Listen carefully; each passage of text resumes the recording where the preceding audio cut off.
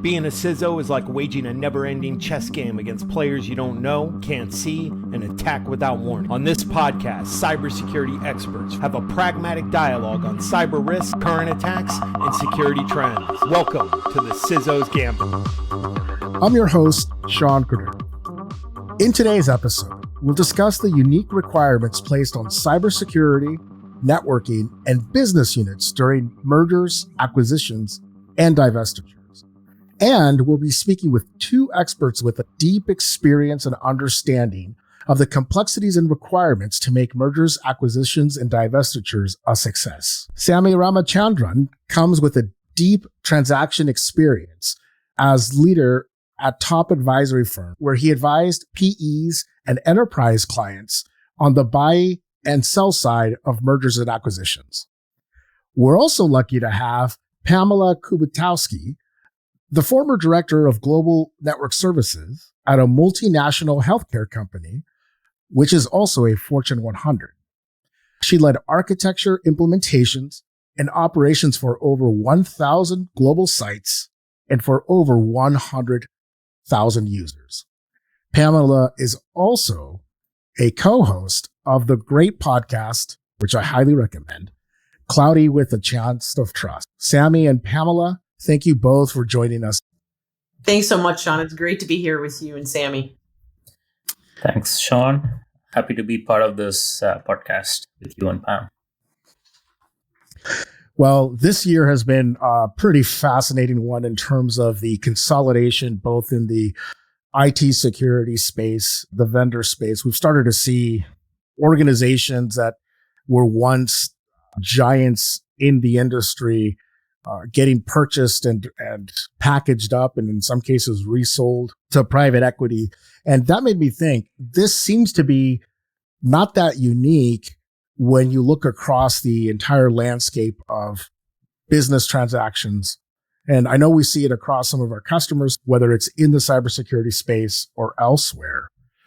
Why is it that we're finding M&A becoming even more important on the day-to-day, and why it continues to be a top-of-mind issue for security and IT professionals? Sami, could you give me a perspective on how you see this? Sure, yeah. So let me start with a few numbers, right, from last year. Talking about transaction, there were about 18,500 deals that closed in the US alone, valued close to $3 trillion, right? And globally, there were about 35,000 transactions worth close to $5 trillion, right? That's after a dip in 2020 when COVID hit. Now, another point to note is these numbers are the highest in the last 10 years. So what's driving this? Number one, easy monetary policy. Number two, increase in private equity driven transactions. Now, an important aspect to this landscape is where technology is placed. We are seeing a lot of transactions where the buyer is focused on acquiring the target company's tech platform, right? Whether it's a tech driven company, it could be a fintech, insurtech, or it could be a company with a lot of algorithms, proprietary algorithms developed over a period of time.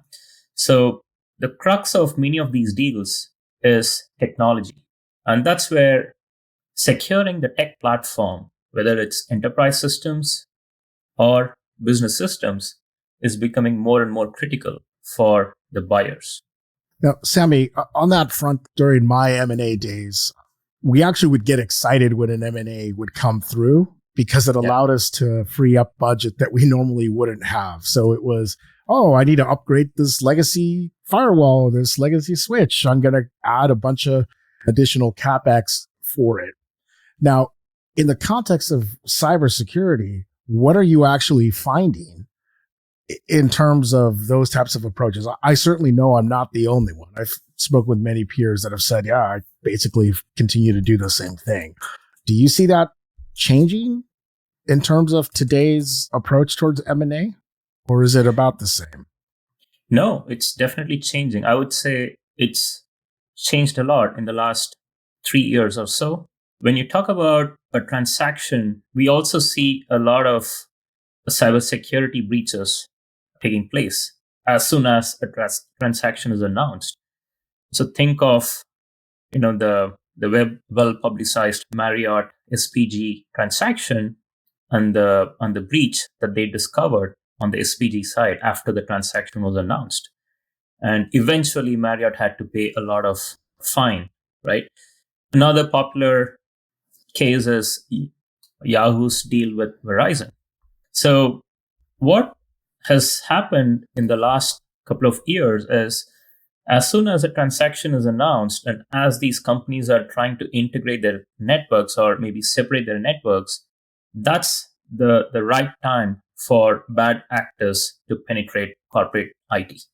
So more and more, we are seeing an interest from not just the CISO, not just the CTO, but from the top at the CEO level, CFO level. They want to make sure to protect the deal value, they have to focus on cybersecurity. So it's definitely becoming front and center when we talk about transaction. Pamela, you've led massive infrastructures. I'm curious, when you hear what Sammy is sharing with us in terms of this due diligence, you as both a practitioner, executive leader, and technical expert, is that meshing in terms of your experience? Are you finding that these things that lead to better outcomes in terms of M&A, that these things have aligned to the way that Sammy is describing them, or has your experience been different? So I think there's two things. First thing is, I was kind of chuckling, Sean, because you had talked about the fact of being able to potentially mitigate certain things in your previous role due to an acquisition and the funding associated with the acquisition, right? I would have loved to have that situation in my previous life. I had a lot of mitigating to do and I didn't have the right funds. And quite frankly, what we found were the synergy targets were set to such a level that we basically didn't even have enough to do everything that we should have done, like from a standardization and all that, right? So we were trying to find all those savings to go against the financial targets to make that actual acquisition worth the benefit of the company doing it, right? What do you mean when you say synergy targets? Sure. So basically what would happen is we would get notified that, and sometimes for an acquisition, we'd actually be notified like everybody else in the news, right? Oh, this company today, Fortune 100 healthcare company buys blah, blah, blah. And we're like, oh, no, not another one. You're like, I guess we're not working, getting off this weekend. I'm like, oh no, we have 8 in the hopper we're doing right now. So we find out it was done. In a lot of instances, it wasn't the IT teams putting together what the actual integration budget would be. You were pretty much, in a lot of situations, handed a budget and says, this is what you'll use. Do with it what you will. Protect the company. Integrate these two companies. But at the same time, secure these companies. We were also given a target that we had to hit from a savings perspective. Because when the company decided to buy that other company, there are certain savings that go along against the actual purchase of that company. And quite frankly, a lot of the targets were IT's targets. IT was a significant portion of the synergy savings related to that actual acquisition. I don't know, Sammy, if you have a different way to explain that. Hopefully that made sense. No, I agree. In fact, I'm reminded of a couple of transactions that I led in my past life. In 2018, 2 beverage companies came together and they announced, and I was part of the team that came up with the number, a synergy savings target. It was a private equity led transaction and they expected to achieve about $600 million in annualized synergy savings by 2021. So the transaction took place in 2018. 2 large multinational beverage companies. And in 3 years, they had to meet about $600 million in synergy savings. Now, let's assume out of 600 million, there's people savings, facilities consolidation, right? But then IT is going to be a big component to that. Now, how do you bring two large enterprises? Make sure there's no disruption to the operations. There are no issues to their end customers. There are no disruptions to supply chain, but you still achieve 600 million in savings, right? Now, IT is going to play a critical role in this whole overall equation. In my experience, I have seen close to 50% of synergy savings coming from IT. Now, we're talking about synergy cost savings. There is another component to synergy, which is revenue synergy. Okay, so these two beverage companies are coming together. And obviously, they're coming together for market expansion. How do they build on their existing business to increase their revenue, let's say, by 2x or 3x over a 5-year period? That, again, has to be supported by IT. What's always fascinating to me in any M&A situation is these financial targets that get put out there by analysts. You know, my cousin, he's been on the advisory side for many years and internal finance, and he kind of gives me a view into that world, which to me is like a completely other dimension, right? Everything is upside down, blue is red kind of thing. I wonder, when you say they looked at it and said, hey, 600 million, that seems about right. That feels like it could be out of touch a little bit. I know just 4 years ago, one of the good buddies of mine sent me a photograph of a network switch that was a Cisco 6509 that I configured for a primary data center that was still running up until 4 years ago. And they were finally retiring it. Why that matters is because we had been acquired by this much larger company, and yet the architectural changes that should have happened never did. So it makes me go, you say 600 million. I immediately start thinking, that seems like a stretch. In your experiences, Pamela or Sammy, do companies actually achieve those synergy targets? So let's put it this way. In the old way of doing this and integrating networks from an acquisition, in the old way, basically, you looked for whatever savings you could, because that company you just acquired, you may not have connectivity to it for 3 to 6 months based on where you bought it in the world. Okay. By the time you get security stacks out there, you order circuits in the traditional old world. So now you're talking, you already are 3 to 6 months out from ever starting to achieve any of those synergy savings. So you're starting to think, okay, what am I going to do to start showing I'm starting some sort of savings? Because the longer you wait for those savings, you'll never achieve that. So you start to look for anything and anywhere you can save. That's where it's so key of how the world has changed, right? By using really a zero trust architecture, you can actually pull those benefits from that 3 to 6 months out to now weeks. And now the business is saying, whoa, wait, are you telling me I'm not waiting 3 to 6 months to start to see the financial benefits of this acquisition? I can start to do things after 2 weeks. You know, your facilities people, whether you wanted to wait 3 to 6 months before you had the connectivity, those facility people were at the door knocking every day saying, I need to collapse this facility. I need to move these users.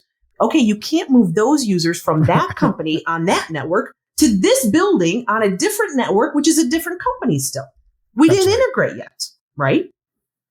It was trying to figure out how to make all this work. And when you have, for multinationals that have multiple acquisitions and potentially a divestiture in there going at the same time, you got so many balls up in the air. If something breaks, you basically rebuild because you don't have the time to try to troubleshoot it. Yeah, and somebody's neck is on the line, right? I've seen situations where you have a room full of executives. Think of CEO, COO, CFO, CIO, like the C-suite, having their regular cadence to figure out, okay, how well is the integration or divestiture progressing? And then we would have kind of gone through a lot of potential showstoppers but nobody is ready to stand up and speak because nobody wants to be that back person to rock the boat, right? They're all hoping that, for example, the CIO knows he's not going to hit the day one target, but he or she is just hoping that I don't get regulatory approval, so this gets pushed out. Sammy, that is a very powerful visual for me because I can absolutely imagine CEOs I've known and worked with in the past having that kind of conversation and likely breathing down the neck of the CIO, asking, when is it going to work? When is it, why does this take so long kind of thing? And from a business perspective, if you take that kind of missed expectations or mismanaged expectations, it may be all of the above. What have you found on the business side that allows integrations to be successful or at least to get set up on the path towards success? And Pamela, same question on the technical side. As you're running these massive global infrastructures, what would you be expecting from Sammy to come to you with so you can execute effectively? A few critical success factors to make it a successful transaction. I would say the first one is a well thought out strategy for the integration or separation in line with the deal thesis, right? Whatever the deal is expecting to achieve, there has to be a strong strategy backing the deal thesis. The second is the executive management, the leadership should have a clear understanding of IT's role. Going back to what Pam said, the IT team should not be learning about the transaction after the deal has been signed.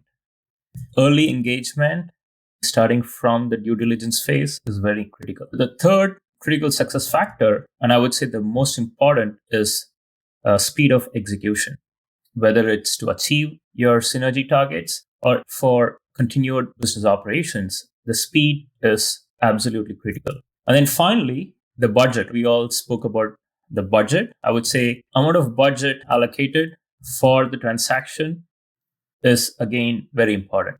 I was part of a transaction where the PE firm made an Excel mistake while computing the deal value. And what happened was we were trying to figure out, okay, what is the one-time cost for this integration? And they gave us a number.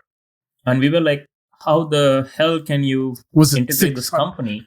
Was it 600 million? With this budget? Right? and the operating partner was like, let me go back and check with the team that came up with the deal value. And it turns out the person, the analyst that came up with the deal valuation made a mistake in the Excel. Now, having already presented to their investment committee, it's very difficult to go back and change.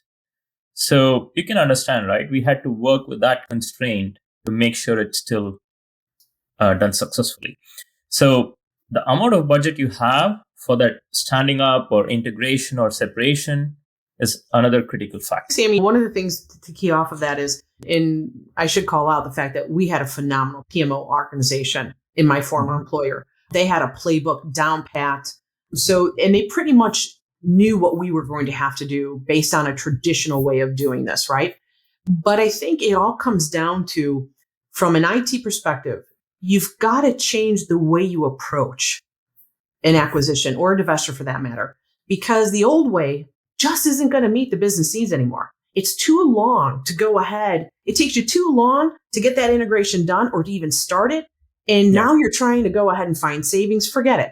You got to rethink this. You got to have a flexible architecture that allows you to remove the requirement of the network, right? And this is coming from somebody who loves networks. But the companies have become too dependent upon it. That was all we knew. But when you actually start to move and you change your thought process, you change to more of a zero trust architecture, and you use that for your acquisitions, your divestitures, you see a couple benefits. One, you actually go ahead and like I already talked about, you can actually pull that benefit of the acquisition forward. The other piece of this is you actually are able to give technology to your end users that they don't have to think about how to get to an application any longer. They just click the app. Let's face it, when you're sitting in an office, do you have to think about how to get to something? No, you click it. That should be how it is for a user, irrelevant of what network they sit on. If you are part of company A now, because you were bought by them, you should have that experience. Allow the technology to connect an end user to the resource they need, which does a couple things. They're happy. You can enhance their security posture because you're not really sure their security posture when you acquire a company. And number two, you go ahead and remove the change management of now, if you are still going to integrate, the company, guess what? The business gets to decide something. Number one, do you still really want to integrate? Or number two, are you going to go ahead and keep them a standalone because you're not sure what portion of that company may later on be sold off? If you allow and you use the technology to connect a user to the application, your teams have the ability now, based on what the decision is decide when do we start to consolidate or decom or converge these back-end systems? Because the technology is connecting the user doesn't think about it. So now you're taking all that operational overhead and you're going ahead and starting to reduce it because now you're making decisions not because of how it impacts an actual user, but what's the best thing for the company. I talked to a CIO this afternoon, and the CIO, when I brought up the fact that, could you imagine doing this massive acquisition you're going to be embarking on without having to worry about the end user, giving them the same experience, a cohesive connectivity to an application that they need, but never having your technical teams say, well, we can't do it this way because, we may affect the end user. Oh, yeah, we're going to have too much downtime for them. Think about how easy this could be doing it in more of a zero trust approach. And that's a sea change for a lot of folks. This idea of instead of VPN connecting the networks, or in some cases, circuit deployments that need to connect between one facility to the other, simply allowing one connection to go in one direction and meets it in the middle in the Zscaler cloud, right? In the zero trust exchange. That is a completely different modality. And I certainly wish that I would have had something like this 20 years ago. Sadly, many organizations and professionals are struggling with the same problem that I was dealing with 20 years ago, which is, I've got overlapping IP address space. Oh, look, I've got a server that's named the same thing. And now I have to figure out how to get my domain name resolution working properly. Until you've experienced it or seen it in action, it's hard to wrap your brain around it. Pamela, you've seen probably millions of different things, but if you were to say, what are the 2 or 3 things that you know for a fact that if these things are not in place on either from the due diligence side or the technical integration side, if these things aren't either well thought out or accounted for, it's probably going to go sideways from an M&A perspective? There's a couple things. It's interesting because it's kind of multifaceted. You can look at it from the perspective of when you got that integration funding, that project funding, the first thing you would do is look at those firewalls, right? In the old world, you look at the firewalls, you'd make sure their edge was secured. But guess what? Now, the users and the applications may not be sitting inside that facility. They'll be anywhere and everywhere.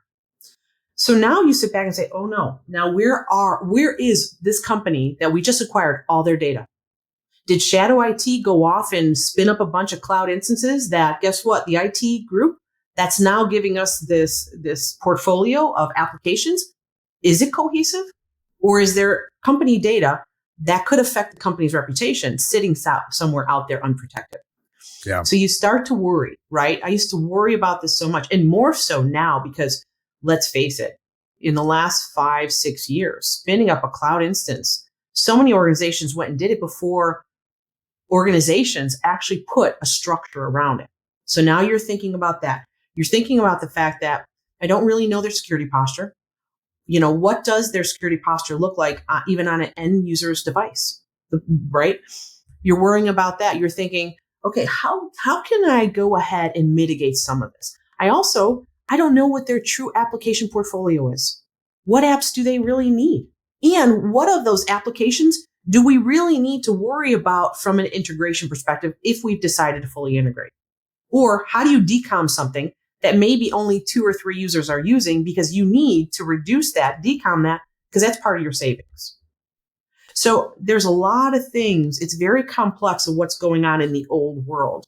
Mm-hmm. When you take that and correlate it to New World and how so many are using the Zero Trust Exchange of Zscaler and so forth to do these acquisitions, and for that matter, divestitures, you have sight into what are users using? Where are they going? What are they doing?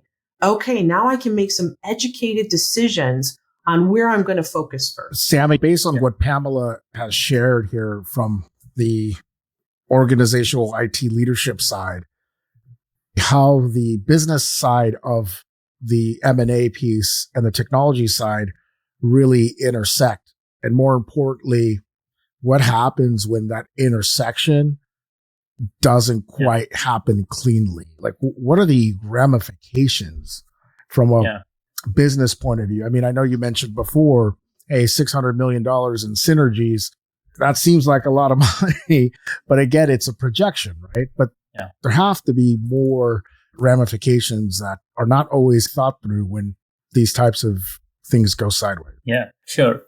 Yeah, if you look at, let's say, at a high level, right? If you look at an organization and break down the operating model, right? You're talking about, let's say, you break it down into several layers: people, applications, data, infrastructure, security, right?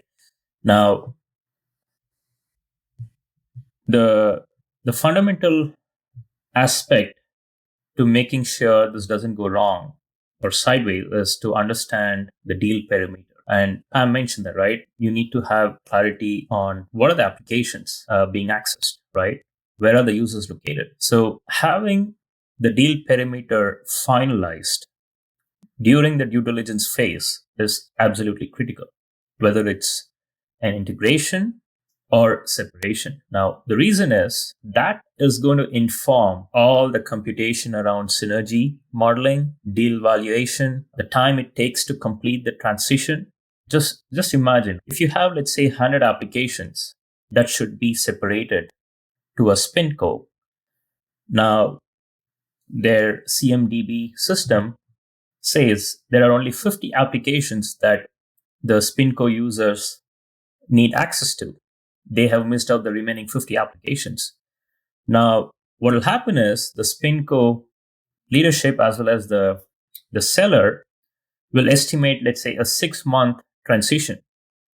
Now, after they have separated, they realize that, you know what, I'm missing 50 applications. So this cannot be done in 6 months. It has to be done in 12 months, right? Right. So having the right deal perimeter defined is absolutely critical. And the second aspect is also focusing on certain early warning signals. So during the due diligence phase or even confirmatory diligence, sometimes, the seller is not ready to share a lot of information prior to signing the deal, but they are ready to share more information after a deal is signed. So whether it's pre-signed diligence or confirmatory diligence, the buyer should have a clear understanding of the cybersecurity risk posture, right? I mean, I came across a transaction where a payment processing company was getting acquired, and they had a lot of their modules written in Visual Basic, and some were really, really old, written like 25 years or 20 years back. Like pre-VB6 even? Yeah. And they had not upgraded. And when we asked, hey, have you seen any breach happening? I mean, have you seen any risk because of this? They said, no, nothing that we are aware of. Now, think of the buyer in the situation, right? They have to make a decision based on this answer without any scientific proof. Yeah. This is like your attorney, hitting you and saying, don't say anything. Yeah. Pamela, on that, he mentioned due diligence. In your experience, tell me a little bit about what that's been like, where you mentioned earlier in our conversation that you're finding out sometimes that the acquisition is happening the same time the rest of the company does, but more importantly, the same time the street or the journalists are finding out. So let's say it this way. Inheritance is truly inheritance. And the minute that deal's done, you've inherited it. And what you've got to do is you got to focus. You know where the important places are to look. You set up those meetings right then and there. You try to understand and assess. Listen, there are some organizations, there were times when we acquired companies that I couldn't even pronounce, let alone spell the type of hardware they were using. right? We didn't have resources that knew that kind of hardware. It wasn't a standard. So now you're going through with the new IT team, you're going through a checklist saying, let's go over this. And in some instances, there is sometimes dialect issues because you've maybe acquired a company in that country. There's not a lot of English speaking technicians and you're trying to find resources. It gets very interesting. But again, it's your responsibility to make sure that company is secured. So you're going to go through that checklist. You're going to try to target those areas that you know may be a potential risk to you. And you start there. And you do the best you can. And let's face it, every acquisition is even though you have a playbook, every acquisition is slightly different.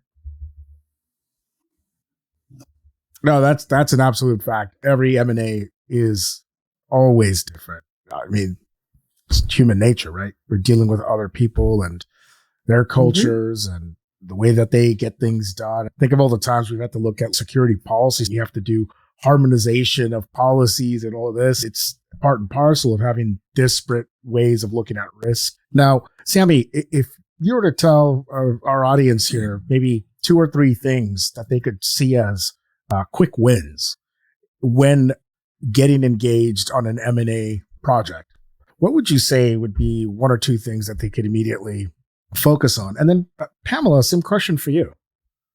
Sure. I would say a quick win will be rapid day one connectivity, right? Many times the buyer may have just 3 months for day one, and they want to give access to their systems like HR, payroll, sales and marketing, right? Bare minimum set of applications for day one. You don't want to boil the ocean for that, right? So rapid day one connectivity will be a quick win. And the second is what gets done for day one should not be throwaway. So what's done for day one should be applicable for day 2 as well, right? So how do you build on top of that to enable quick TSA cutover? That's going to be critical. Sammy, I can't agree more. It really does come down to how quick can I get users to applications irrelevant of their network. Make sure it isn't something you're going to toss out because don't waste the time, don't waste the money, right? Because in most of these organizations, you don't have the time to waste because it's the same group of individuals that are keeping the lights on, figuring out how they're progressing the technology for that company, how they're enabling the business because the businesses are changing. They're doing all these things at the same time. So they don't have the luxury to say, oh, we'll do it this way for day one, but we're going to change for day 2. So make sure it is a solid solution. And the way you're going to do it is actually going to take you into the future. Pamela, in a former life, you were a Zscaler customer.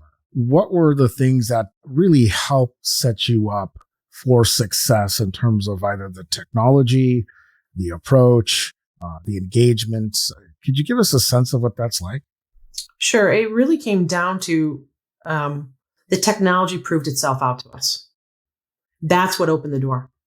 It was really the POV understanding what we truly could do. There were so many years that to the business, I would have to say, no, sorry, can't do that. Right. What we found when we looked at the technology is, okay, we can do this. Oh, yes, we could possibly. Yes, we have to see how to do that, but I think we can do that.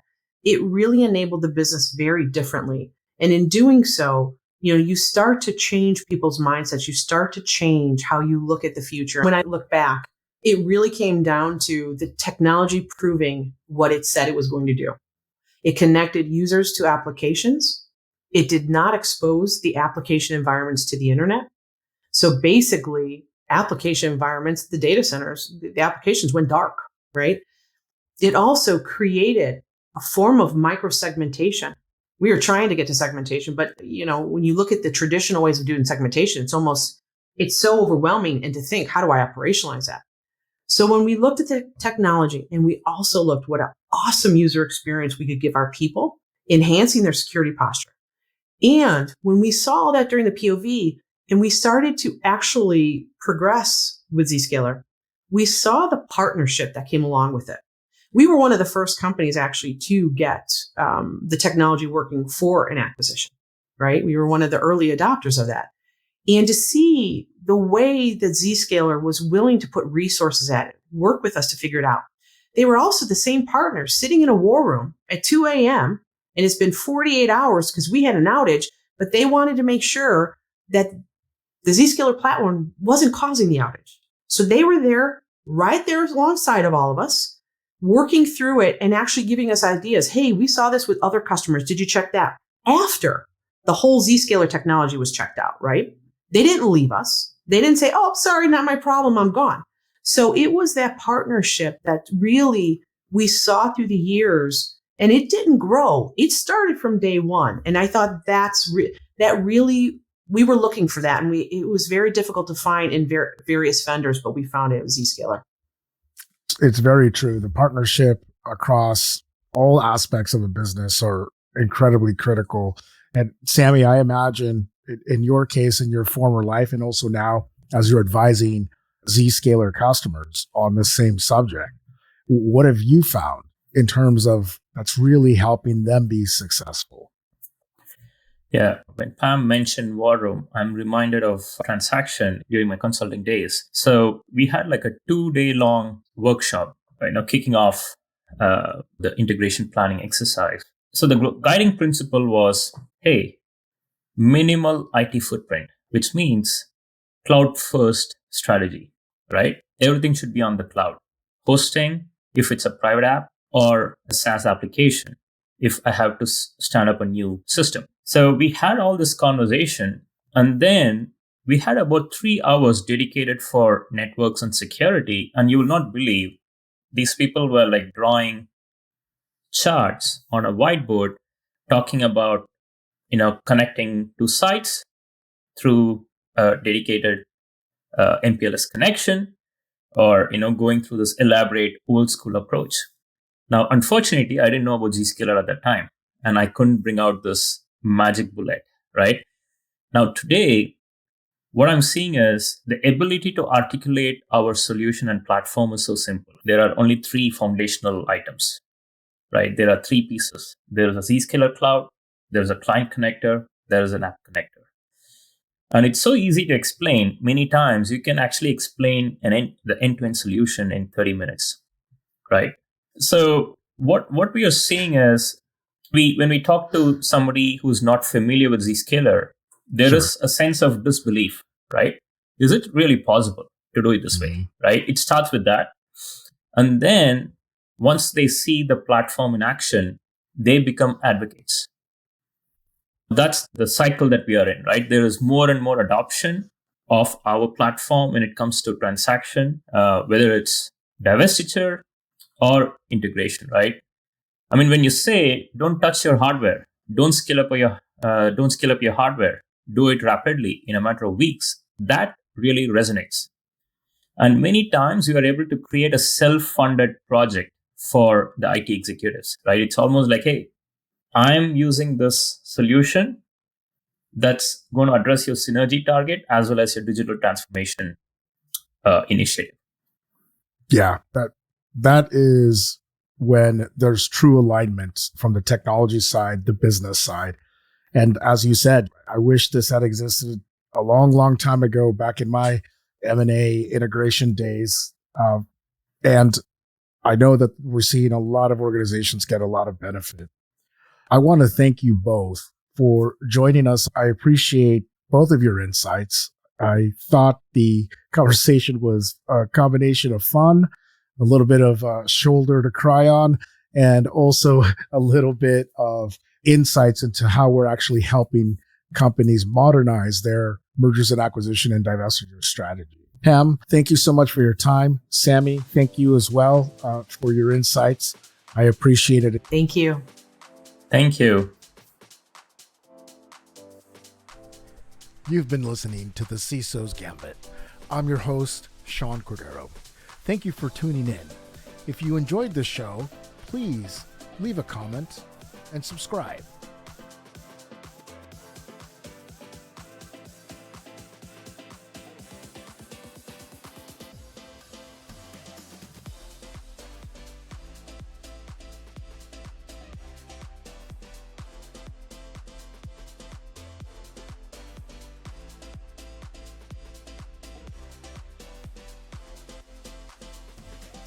Content on this podcast may contain forward-looking statements that are current as of the date of recording and subject to change. These statements are subject to the safe harbor provisions created by the Private Securities Litigation Reform Act of 1995. Full legal disclaimers are available at revolutionaries.zscaler.com.